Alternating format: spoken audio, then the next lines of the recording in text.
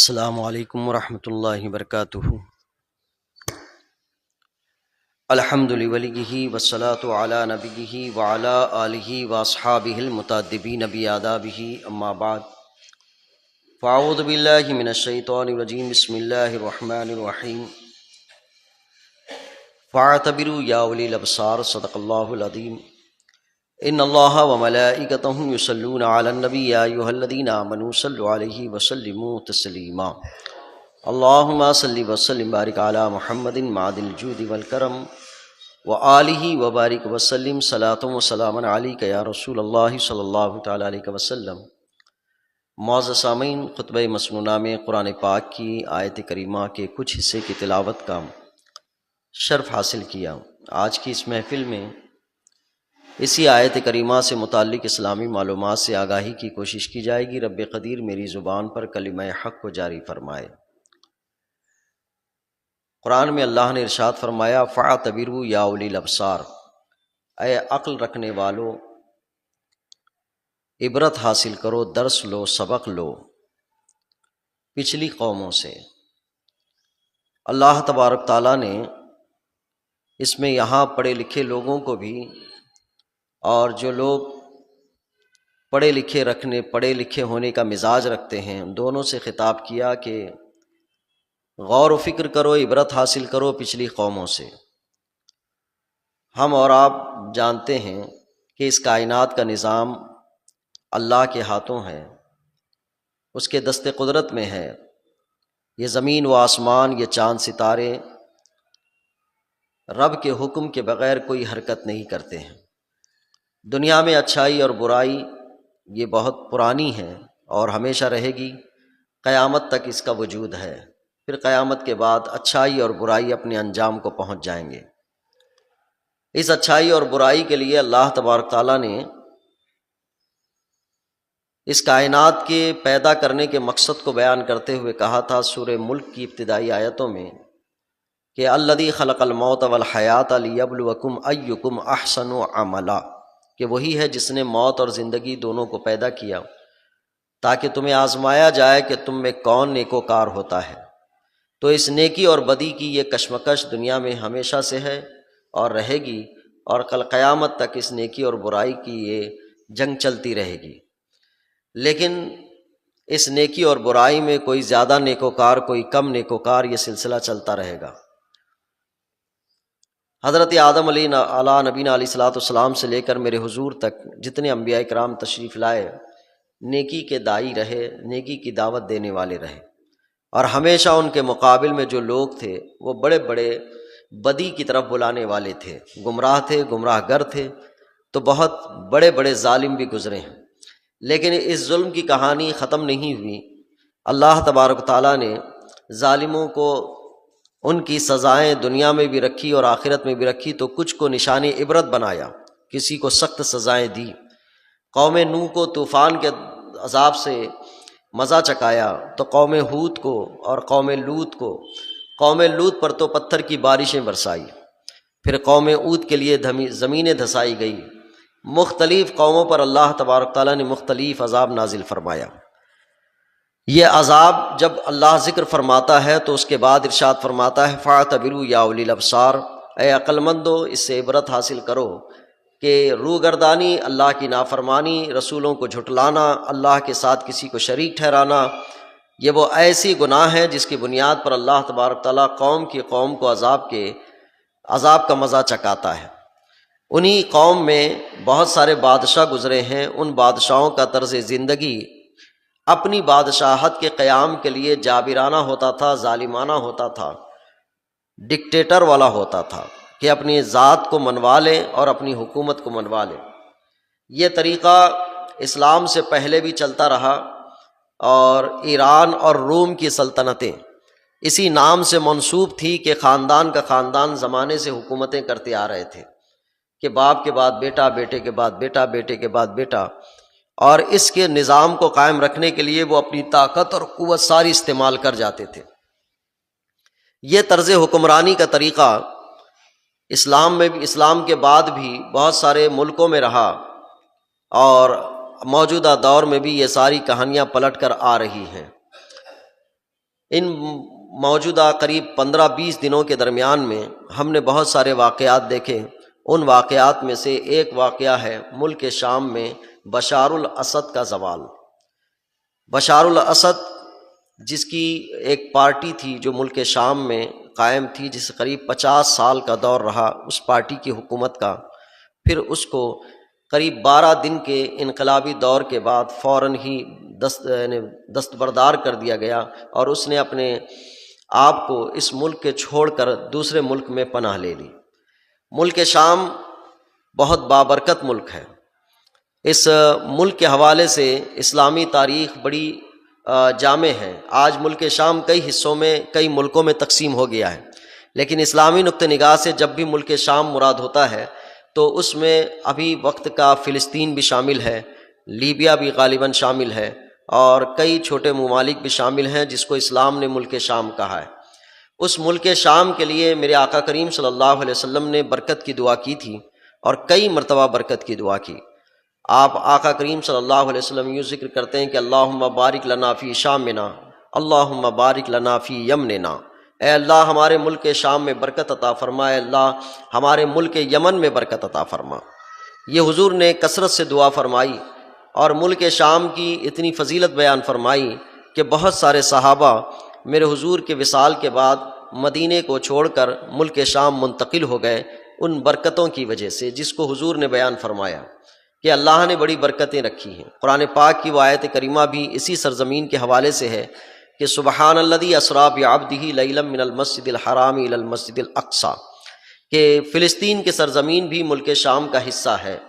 وہی ملک شام ہے کہ جہاں پہ حضرت عیسیٰ علیہ السلام پیدا ہوئے اور وہیں سے آسمان کی طرف اٹھائے گئے، اور اسی ملک شام کی سرزمین پر حضرت عیسیٰ علیہ السلام دوبارہ آئیں گے۔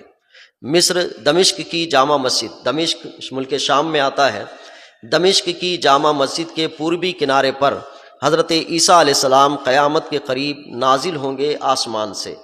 تو حضرت عیسیٰ علیہ السلام کا مسکن، حضرت ابراہیم و اسماعیل علیہ السلام کا مسکن، حضرت موسیٰ علیہ السلام کا مسکن، اور کئی انبیاء کرام کے مساکن اس ملک شام سے جڑے ہوئے ہیں۔ وہی ملک شام کہ اللہ تبارک تعالیٰ نے حضرت ہاجرہ کو جب کعبۃ اللہ کی سرزمین مکہ میں چھوڑ کر آئے تھے، تو آپ کا دن مکہ میں گزرتا، پھر شام ملک شام میں گزرتی۔ آپ واپس جاتے تو ملک شام پہنچ جاتے، حالانکہ فاصلہ بڑا طول کا تھا۔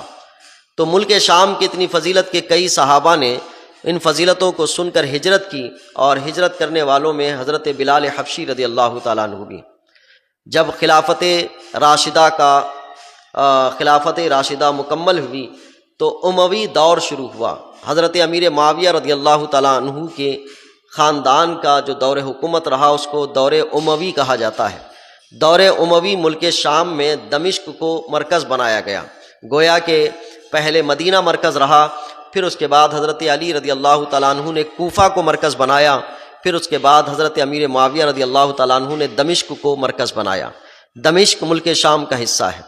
شام ایک ایسا ملک ہے کہ تاریخ اسلام سے پہلے اور تاریخ اسلام کے بعد اس سرزمین پر کافی جنگیں ہوئی ہیں، اور یہاں کی قوم جنگوں کی عادی ہو چکی ہے، لڑائی کی اتنی عادی ہو چکی ہے کہ ان کے پاس اتنے قصے کہانیاں ہیں کہ کسی نہ کسی باپ دادا کا رشتہ کسی نہ کسی جنگجو سے جا کر مل جاتا ہے۔ وہ اپنے آبا و اجداد کی کہانیاں بنا کر اپنے خون کو جوش دیتے رہتے ہیں اور اپنے خون کو گرماتے رہتے ہیں۔ تو ملک شام بہت زیادہ جنگوں کی جگہ ہے، کثرت سے جنگیں وہاں پر ہوئی ہیں، اور انبیاء کرام بھی اس سرزمین پر تشریف لائے جس میں برکت کی جگہ رکھی گئی۔ وہی ملک شام ہوگا کل قیامت کا دن، قیامت کا وقوع بھی اسی ملک شام کا حصہ ہوگا۔ یہ پوری تاریخ ملک شام کے ساتھ جڑی ہوئی ہے، اور یہ برکتوں والی جگہ ہے۔ آقا کریم صلی اللہ علیہ وسلم ارشاد فرماتے ہیں، اسلام قیامت کے قریب جب زوال پذیر ہوگا تو زوال پذیر ہونے میں سب سے پہلا دخل ملک شام سے شروع ہوگا۔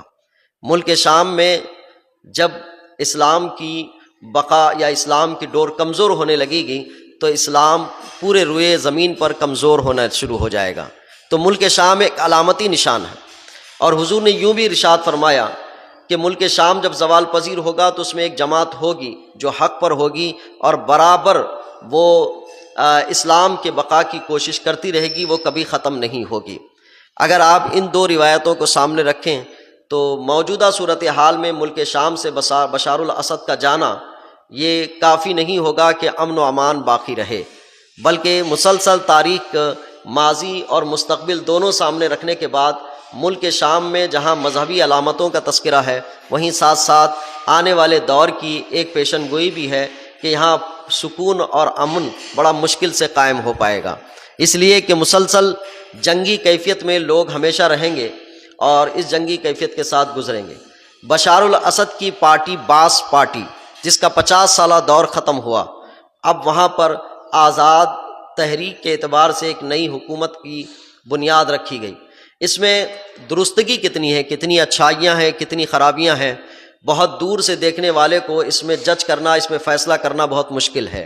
وہاں کے شامی لوگوں سے پتہ چلتا ہے تو کچھ چیزیں مثبت آتی ہیں، کچھ چیزیں منفی آتی ہیں۔ بشار الاسد کو کس زاویے سے دیکھا جاتا تھا؟ بہت سارے لوگوں نے اس کو ڈکٹیٹر کہا، ظالم کہا، اور ظلم و ستم کی ایک داستان رقم کرنے والا ایک لیڈر کہا۔ بہت سارے لوگوں نے کہا کہ اس کے آنے سے پہلے جو حالات تھے، خصوصاً تعلیم کے موقع اور سیاسی کمتری اور سیاسی زبوں حالی، پھر فوجوں کے درمیان لشکری عدم تحفظ، یہ سب چیزیں کمزور تھیں۔ بشار الاسد کے آنے کے بعد یہ سب چیزیں ٹھیک ہو گئی۔ تو کچھ مثبت ہیں، کچھ منفی ہیں۔ کسی بھی حکومت پر تبصرہ کرنے کے لیے کبھی بھی 100% مثبت تبصرہ نہیں مل پائے گا، منفی پہلو ہمیشہ اس کے رہیں گے۔ اس وجہ سے کہ خصوصاً میں نے ایک بات سمجھی ہے کہ مسلمان حکمراں کسی بھی ملک پر حکومت کرنے کے لیے، کوئی مسلمان مکمل سادہ لوح اور نرم طبیعت کا آدمی حکومت کرنا چاہے تو کسی بھی مسلم ممالک پر حکومت نہیں کر سکتا ہے۔ وجہ یہ ہے کہ مسلمانوں کے اندر اطاعت سے زیادہ لیڈرشپ کی صفت بہت زیادہ ہے۔ ہر شخص لیڈر بننا چاہتا ہے، ہر شخص کے اندر لیڈر بننے کی صلاحیت کا ایک دعویٰ ہے کہ میں بھی لیڈر ہوں۔ جب بھی کوئی مسلم حکمراں بنتا ہے تو سب سے قریبی لوگ دعویٰ کرتے ہیں کہ اس کی طرح تو میں بھی حکمرانی کر سکتا ہوں، اگرچہ اس کے پاس حکمرانی کی صفت ہو یا نہ ہو۔ کسی بھی ملک میں کسی ڈکٹیٹر کا نکل جانا، ظالم کا نکل جانا، اس ملک کے لیے امن و امان کی علامت نہیں بنتی ہے۔ بدل اس کا کیسا ہوگا، اس کے بعد صورتحال کیا ہوگی۔ خصوصاً اس ملک ہندوستان میں کتنے جنگیں یہاں پر بھی دیکھی گئی۔ ایک پرامن طریقہ اگر دیکھا گیا تو مغلوں کا 600 سالہ دور رہا۔ ان 600 سال دور میں تھوڑا بہت امن کہا جا سکتا ہے، لیکن جنگیں برابر ہوتی رہی، خانہ جنگی بھی چلتی رہی، آپس میں رجواڑے لڑتے رہے، اور مغل ریاستوں نے ایک دوسرے پر قبضہ کرنے کی بھی بڑی کوشش کی۔ تو امن و سکون کی جو حکومتیں دکھائی دیتی ہیں وہ خلافت راشدہ کے بعد دنیا میں کسی جگہ بھی دکھائی نہیں دیتی ہے۔ ایک بلا امتیازی تبصرہ ہے کہ خلافت راشدہ کے بعد امن کی صورت نہیں نظر آتی ہے۔ وجہ یہ ہے کہ کسی کی حکمرانی کو باقی رکھنے کے لیے جو قانون بنائے جاتے ہیں، ان قانون پر عمل آوری خود حکمراں کو کرنے نہیں دیا جاتا ہے۔ حجاج بن یوسف کا وہ ایک جملہ ہماری حکمرانی کی ترجمانی کرتا ہے کہ حجاج بن یوسف کو کسی نے کہا تھا، جس حجاج بن یوسف کے ہاتھوں کتنے صحابہ کا قتل کر دیا گیا، ان کو شہید کر دیا گیا، اس حجاج بن یوسف کو عوام نے کہا تھا کہ تم نے عمر بن عبدالعزیز کا دور دیکھا ہے، ان کا دور تو خلافت راشدہ کے طرز حکمرانی پر تھا، بہت اچھی حکمرانی حضرت عمر بن عبدالعزیز رضی اللہ تعالیٰ عنہ کی تھی، تم ان کی حکمرانی کی طرح حکمرانی کیوں نہیں کرتے؟ تو اس کا ایک تاریخی جملہ ہے، اس جملے سے مجھے پوری دنیا میں مسلمانوں کی لیڈرشپ اور حکمرانی کو سمجھنے میں مدد ملتی ہے۔ اس نے کہا تھا تبازرا و تعمرا، تم ابو ذر جیسی رعایا بن جاؤ تو میں عمر جیسا خلیفہ بن جاؤں گا، یعنی تم ویسے ہو اسی وجہ سے مجھے ایسے کرنا پڑتا ہے۔ ایک مسلم لیڈرشپ کا قائم ہونا بہت آسان نہیں ہے، خصوصاً مسلمانوں میں، اس لیے کہ مسلمانوں کا آج مطمع نظر کس چیز پر بنا ہے کہ کسی کی اچھائی یا کسی کی خوبیوں کو دیکھ کر لیڈر بنانے کے بجائے وہ اس چیز سے حکمراں تلاش کرتے ہیں کہ اس کے اندر کمیاں نہیں ہونی چاہیے۔ یہ ایک ایسا نظریہ ہے کہ کسی کو بھی حکمرانی پر ٹکنے نہیں دیتا، کہ کمیاں نہیں ہونا چاہیے، عیب نہیں ہونا چاہیے، نقص نہیں ہونا چاہیے، اس کے اندر برائیاں نہیں ہونی چاہیے۔ اسلامی نقطہ نگاہ میں بھی خلافت کے لیے یہ بات واضح نہیں ہے کہ متقی پرہیزگار آدمی خلیفہ ہوگا، یہ لازم نہیں ہے، بلکہ کہا کہ اسلامی بادشاہوں میں اگر کسی بادشاہ کے اندر کچھ فسق بھی آ جائے تب بھی اس کی اطاعت اور فرما برداری کی جائے گی۔ لیکن آج موجودہ دور میں ہمارے پاس لیڈرشپ کی تلاش کرنے کا طریقہ کیا ہے کہ برائیاں کس کے اندر کم ہیں وہ لیڈر ہوگا، اگر برائیاں زیادہ نکل آ گئی تو نکال دیا جائے گا۔ یہ معیار نہیں ہے کہ اچھائیاں کس کے پاس ہیں۔ آدمی عام طور پر ہوتا ہے کہ کسی کی برائی کو دیکھ کر اس کو خالی کر دیتا ہے، یہ مزاج خواتین کا ہوتا ہے، عورتوں کا ہوتا ہے۔ عورتوں میں ہمیشہ یہ بات ہوتی ہے کہ کمیوں کو تلاش کر کے کسی کی بھی حیثیت کو کم کر دیا جائے۔ یہی وجہ ہے کہ اس فطرت کی بنیاد پر اللہ تبارک تعالیٰ نے عورتوں کو طلاق دینے کا کیپیبل نہیں بنایا، طلاق دینے کا اہل نہیں بنایا، ورنہ اس کو طلاق دینے کا اہل بنایا جاتا تو شوہر کی ساری اچھائیوں کو چھوڑ کر کمیوں کو رکھ کر طلاق دے دیتی، وہ ختم ہی کر دیتی، رشتہ ہی ختم کر دیتی۔ یہ صفت اب مسلمانوں میں عام طور پر مردوں میں بھی آنے لگی۔ تو ملک شام پر میں کچھ تبصرہ کروں اس سے پہلے ایک ہماری صفت کا بھی جائزہ ضرور لیتا ہوں کہ کوئی 50 سال تک کوئی حکمرانی کرتا ہے تو کچھ نہ کچھ ترقی کی کچھ باتیں آتی ہیں۔ اسی حکمرانی کا ایک طرز ہے صدام حسین کا۔ صدام حسین کی حکمرانی کو بھی بہت زیادہ نیگیٹو بھی دیکھا گیا، پازیٹیو بھی دیکھا گیا، لیکن صدام حسین کو جس نیگیٹو پہلو پر دیکھ کر اس کو نکالا گیا یا عوام نے اس کا ساتھ چھوڑا، آج صورتحال کیا ہے؟ صدام کے دور میں جتنی مضبوطی تھی آج مضبوط ہے؟ بدل کیا ہے آپ کے پاس؟ کسی بھی حکمرانی کے خاتمے کے بعد سب سے پہلا کام آتا ہے کہ بدل کیا ہے۔ خلافت راشدہ کی اس ضابطے کو ہمیں اور آپ کو دھیان رکھنا ہوگا۔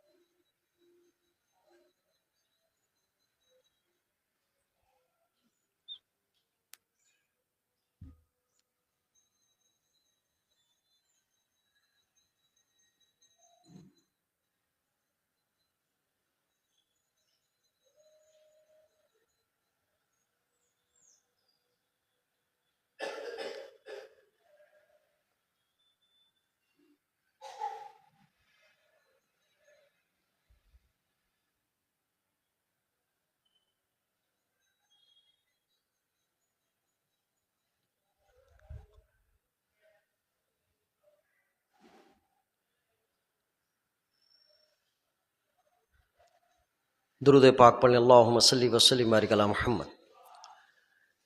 خلافت راشدہ کے اس ترک کو سامنے رکھنا ہوگا کہ حضرت ابوبکر صدیق رضی اللہ تعالیٰ عنہ نے اپنا آخری وقت دیکھا تو سب سے پہلے اپنے بدل کی تلاش کی کہ بدل کون بہتر ہوگا۔ تو بدل کے بہتر ہونے کے متعلق حضرت عمر فاروق رضی اللہ تعالیٰ عنہ کا انتخاب کیا۔ بہت سارے صحابہ اس بات کے حق میں نہیں تھے کہ حضرت عمر فاروق رضی اللہ تعالیٰ عنہ کو خلیفہ مقرر کریں، اس لیے کہ حضرت عمر فاروق رضی اللہ تعالیٰ عنہ کی ذات بہت کامل ایمان کے درجے کی تھی۔ وہ اکثر سب مسلمانوں کو کامل درجے پر دیکھنا چاہتے تھے، کامل ایمان کے درجے پہ دیکھنا چاہتے تھے، اور وہ اپنی طبیعت میں حضور سے وارفتگی، حضور سے محبت، اسلام کے لیے قربانی اور ایثار کے وہ سارے پہلو دیکھنا چاہتے تھے۔ اس لیے کبھی آپ کے کچھ فیصلے کچھ صحابہ پر سخت اور ناگوار گزرتے تھے، لیکن حضرت عمر فاروق رضی اللہ تعالیٰ عنہ کا معیار کاملانہ تھا اور وہ سب کو کامل کے درجے پہ دیکھنا چاہتے۔ اس وجہ سے بعض نے کہا کہ حضرت ابوبکر صدیق سے گزارش کی کہ آپ حضرت عمر کو خلیفہ نہ مقرر کریں، لیکن اسلام کی باغ ڈور کو جو تقویت مل سکتی تھی، بدل کے طور پر حضرت ابوبکر صدیق رضی اللہ تعالیٰ عنہ نے کہا کہ یہ بہتر بدل ہے، انشاءاللہ میرے انتخاب پر سوال نہیں اٹھے گا۔ پھر حضرت عمر فاروق رضی اللہ تعالیٰ عنہ خلیفہ مقرر ہوئے تو 10 سال جو خلافت اور حکمرانی ظاہر فرمائی، وہ پوری دنیا میں آج بھی سارے دنیا کے قانون دانوں میں جہاں پر بیرسٹر بنائے جاتے ہیں، لا پڑھایا جاتا ہے، بغیر حضرت عمر فاروق رضی اللہ تعالیٰ عنہ کے طرز حکمرانی کو سامنے رکھے ہوئے لا کا نصاب مکمل نہیں ہوتا ہے۔ وہاں طرز حکمرانی کو سامنے رکھا جاتا ہے، بلکہ دنیا کے طرز حکمرانی کے ایک باب میں حضرت عمر فاروق نے اضافہ فرمایا ہے، کس طرح کی کتنے درس کی حکومتیں چلتی تھی۔ حضرت عمر فاروق رضی اللہ تعالیٰ عنہ کی طرز حکمرانی دلیل بنی۔ آپ کی شہادت کا وقت آیا تو آپ نے محسوس کیا کہ اب میرا بات بدل کون ہوگا جو اس کو آگے لے کے چلے، تو آپ نے کسی شخصیت کو منتخب نہیں کیا بلکہ ایک الیکشن کا طریقہ مقرر کیا اور 6 افراد کا نام منتخب کیا کہ یہ 6 افراد جس پر تیار ہو جائیں، جس پر راضی ہو جائیں، وہی خلیفہ مقرر ہوگا۔ 6 افراد کو منتخب کیا گیا اور 6 افراد نے آپس میں ایک دوسرے کے ساتھ کہی دستبرداری کہ میں منتخب نہیں ہوتا ہوں، میں اپنا حق آپ کو دیتا ہوں۔ پھر انہوں نے دوسرے کو دیا، دوسرے نے پھر حضرت عثمان غنی رضی اللہ تعالیٰ عنہ کو منتخب کیا۔ یہ بات کے جو بدل ہوتے ہیں، یہ بدل حکمرانی کی قیام اور ثبات کے لیے کون سا ضروری ہے؟ میں نے اس سے پہلے یہ بات ذکر کی تھی اور بطور تمثیل بیان کیا تھا۔ کوئی باپ اپنے بعد اپنی تجارت، اپنی کمپنی، اپنے مال اور اپنی چیزوں کو باقی رکھنے کے لیے اپنی اولاد میں منتخب کرتا ہے کہ کون میرے تجارت کو آگے لے کے چل سکتا ہے، کون اس تجارت کو کھپا سکتا ہے، کون میرے نام کو ڈبا سکتا ہے، کون میرے نام کو باقی رکھ سکتا ہے، اس کا انتخاب کرتا ہے۔ یہ ایک طرز حکمرانی اپنی زندگی میں ہوتی ہے اور ایک طرز حکمرانی کا ایک سبق چھوڑا جاتا ہے بعد والوں کے لیے۔ آج ملک شام میں بشار الاسد کی جو بھی جابرانہ ظالمانہ حکومت تھی وہ ختم ہو گئی، لیکن ہم دعا گو ہوں گے اس چیز کے لیے کہ اس ملک میں امن و امان باقی رہے، اس لیے کہ اس ملک کی سلامتی دنیا کی سلامتی کی ضامن ہے۔ اگر اس ملک میں سلامتی ختم ہو جائے تو میرے حضور نے جیسے ارشاد فرمایا کہ قیامت قریب ہوگی تو اس کی پہلی نشانی یہ ہوگی کہ ملک شام زوال پذیر ہوگا۔ ملک شام میں جب زوال پذیری آئے گی تو پھر قیامت بہت تیزی سے واقع ہونے لگ جائے گی، تو پوری دنیا کا امن و امان ملک شام کے امن و امان پر باقی ہے، اگر آپ کہیں ہم اور آپ سمجھیں تو، کیونکہ میرے حضور کی بشارتیں اور مین و عن صحیح ہوں گی۔ اس زمین نے بہت زیادہ اونچ نیچ دیکھے ہیں، نشیب و فراز دیکھے ہیں، زمینیں ایسی پلٹی گئیں۔ اگر آج ملک شام کی زمینوں کو کھودا جائے تو قوم ہود کی نشانیاں ملیں گی، قوم سمود کی نشانیاں ملیں گی، قوم لوط کی نشانیاں ملیں گی، بہت ساری نشانیاں ملیں گی۔ ان کے بہت سارے عذاب اللہ نے جو نازل کیا ہے وہ بہت ساری چیزیں مل جائیں گی، وہ بطور عبرت ہے، جس کے لیے قرآن نے کہا فَاعْتَبِرُوا يَا أُولِي الْأَبْصَارِ، اے عقل مندو عبرت حاصل کرو۔ اسی ملک شام کی ڈکٹیٹرشپ سے ہمارے ملک کو بھی کچھ درس لے لینا چاہیے، اس لیے کہ ظالمانہ جابرانہ حکومتیں بہت لمبی نہیں رہتی ہیں، ایک وقت تک عوام ظلم و ستم برداشت کرتی ہے، جب اس کا صبر، اس کی برداشت کی حد ختم ہوتی ہے تو ہم موجودہ دور میں بنگلہ دیش کو بھی دیکھ رہے ہیں کہ آنن فانن وزیروں کو، جو وزیر اعلیٰ ہوتے، وزیر اعظم ہوتے ہیں، کسی ملک میں سہارا لینا پڑتا ہے۔ بشار الاسد کو بھی سہارا لینا پڑا۔ پاکستان کی حالت تو ایسی ابتر ہے کہ وہاں جو بھی حکومت کرتا ہے 5 سال کے بعد بھاگی جاتا ہے۔ ان کی طرز حکمرانی تو کسی کے لیے کبھی دلیل ہی نہیں بنے گی۔ وہ پتہ نہیں کیسی طرز حکمرانی ہے کہ 70 سال میں اب تک 3 مرتبہ فوج نے وہاں کمان سنبھالی ہے۔ تو مسلم لیڈرشپ بہت آسان نہیں ہے کہ سنبھال کے لے کے چلنا اور قائم رکھنا، یہ بہت مشکل کام ہے۔ ہر جہت میں ہمیں درس لینا ہے، ہر جگہ سے سبق لینی ہے۔ تو نہ آپ بنگلہ دیش میں دیکھیں، نہ پاکستان میں دیکھیں، آپ ملک شام کو دیکھیں، جتنی بھی صورتیں ہیں، میں تو کبھی یہ سوچتا ہوں کہ اللہ شکل صورت کچھ بھی ہو، حکمرانی اس کو عطا کر جو امن و امان قائم رکھ سکے، جو عوام کا دھیان رکھے، انہیں آزادانہ مذہبی زندگی گزارنے کا موقع دے، زبان کی آزادی رکھوائے۔ ایک انسان پیدائشی اعتبار سے جو فطرت انسانی کے مطابق جن آزادیوں کا خواہاں ہے، ایسے شخص کو حکمراں بنائے۔ لیکن ہمارے کرتوت ہوتے ہیں، ہمارے اعمال ہوتے ہیں، ہماری نافرمانیاں ہوتی ہیں کہ ہم دعائیں کرنے کے باوجود بھی ہماری دعائیں باب استجاب کو نہیں ٹکراتی۔ وجہ یہ ہے کہ بار بار ہماری بدعمالیاں بیچ میں آ جاتی ہیں۔ میرا رب تو کہتا ہے تو ہم تو مائل بکرم ہے، کوئی سائل ہی نہیں، راہ دکھلائیں کسے کوئی راہ روے منزل ہی نہیں۔ تو اللہ تو کرم فرمانے کو، اپنی رحمت کے چھینٹے بکھیرنا چاہتا ہے، لیکن بندہ ہے کہ نہ کبھی اپنے گناہوں کی معافی چاہے۔ تو یہ طرز حکمرانی کا بدلنا، آنا جانا، یہ ہمیں بتاتی ہے کہ صاحب کس طرح بھی حکمرانی آپ کو ملے، آپ کا پورا خاندان کا خاندان اس پر براجمان ہو جائے، بس وہی راحت اندوری کا شعر بار گنوانا پڑے گا کرایہ دار ہیں، ذاتی مکان تھوڑی ہے، تو سب کرایہ دار ہیں، جتنے بھی حکمران آتے ہیں، آتے بھی ہیں اور جاتے بھی ہیں۔ یہ درس حکمرانوں کے لیے بھی ہے اور ہمیں بھی اطمینان قلبی کے لیے ہے کہ ظلم کی تاریکی اور اندھیرا جتنا بھی ہو، ایک دن اجالا ضرور آئے گا انشاءاللہ۔ ان چیزوں سے ہمیں اور آپ کو سبق لینا ہے اور دعا گو ہونا ہے کہ اللہ ملک شام میں برکتیں رکھے، کیونکہ میرے حضور کی دعا تھی اللہم بارک لنا فی شامنا، اللہم بارک لنا فی یمننا، اے اللہ ملک شام میں برکت دے، ملک یمن میں برکت دے، اور وہ برکتیں اللہ باقی رکھے۔ اللہ مجھے آپ کو عمل کی توفیق عطا فرمائے۔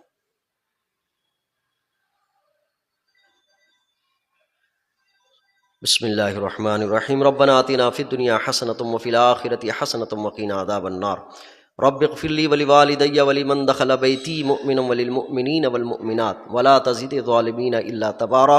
وصلی اللہ تعالی علی خیر خلقہ ونور عرشہ محمد وآلہ واصحابہ اجمعین برحمتہ۔